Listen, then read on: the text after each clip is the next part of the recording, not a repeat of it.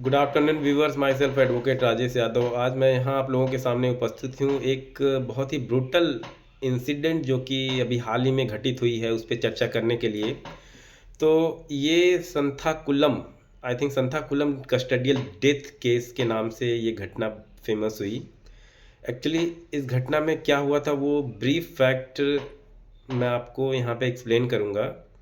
और ये काफ़ी दुखद और काफ़ी एक तरह से एडमिनिस्ट्रेटिव एंगल से देखें तो ये बहुत ही शर्मनाक घटना थी जो कि हमारे इस देश में घटी थी। और ऐसा नहीं है कि ये ऐसी पहली घटना है जो घटित हुई, इससे पहले भी ऐसे कई केसेस हुए हैं, ऐसे कई इंसिडेंट हुए हैं जिसमें कस्टोडियल डेथ के मामले सामने आए हैं।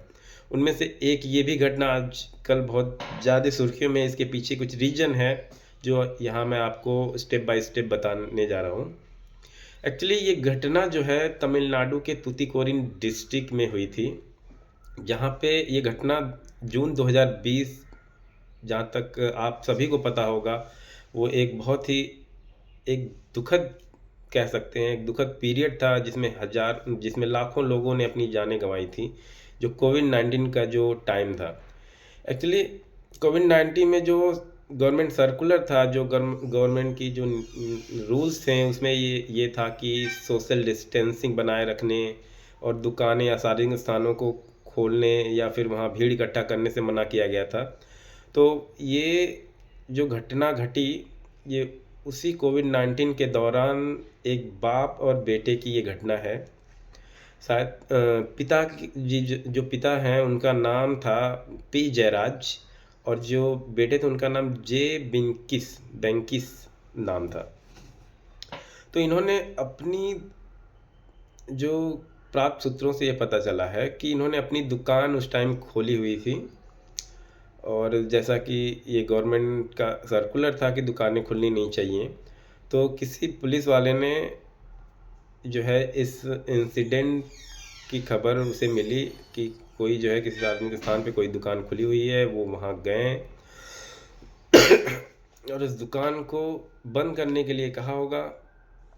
तो उसके रिप्लाई में उस व्यक्ति ने भी शायद, जो भी एग्जैक्ट मुझे क्या बातें उनके बीच हुई थी ये तो मैं नहीं बता पाऊँगा।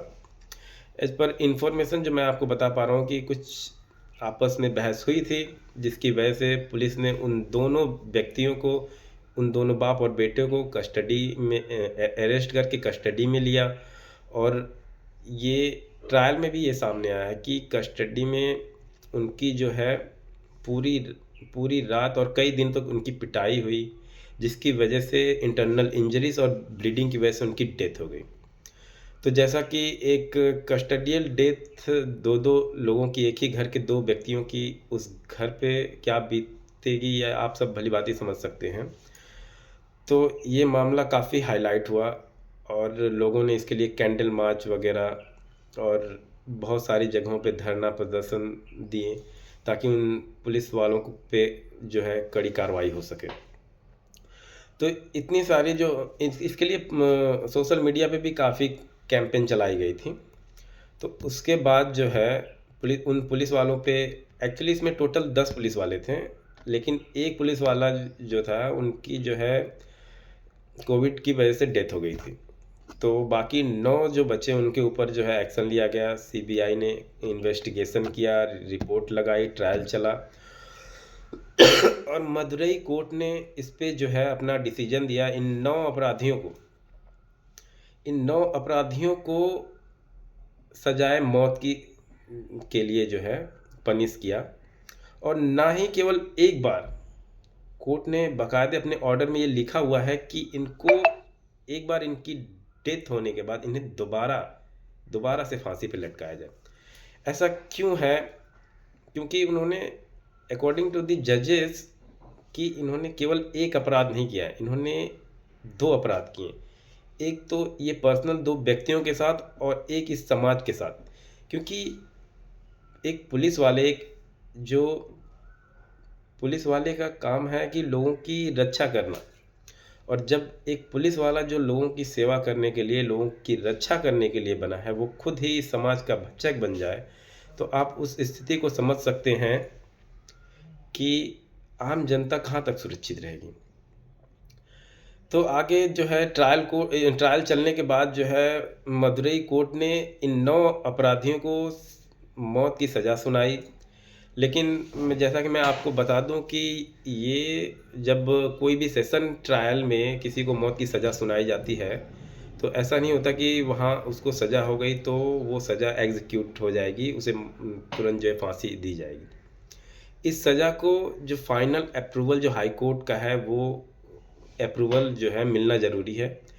उस अप्रूवल के बाद ही आगे जो है एग्जीक्यूशन के लिए, उसके बाद भी मे बी सुप्रीम कोर्ट के लिए भी वो अप्रोच करें जो एक्यूज़ हैं।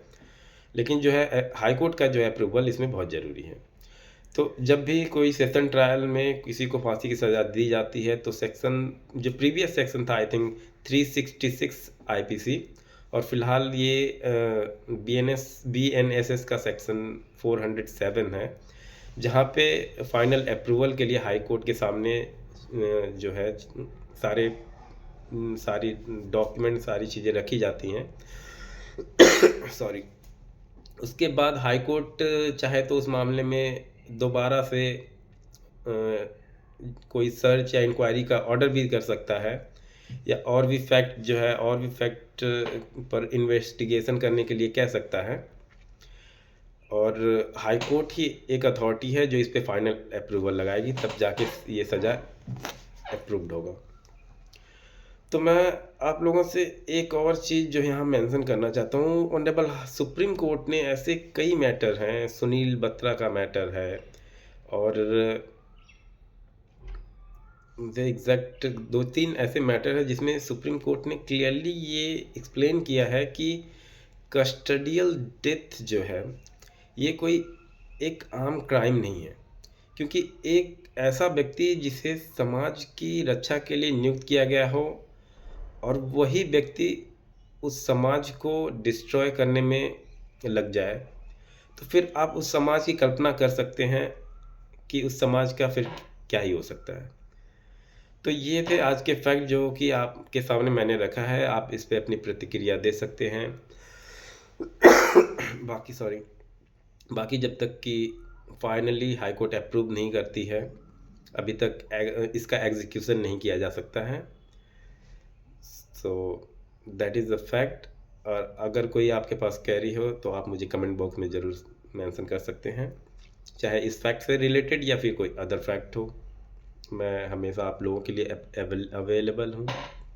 So thank you.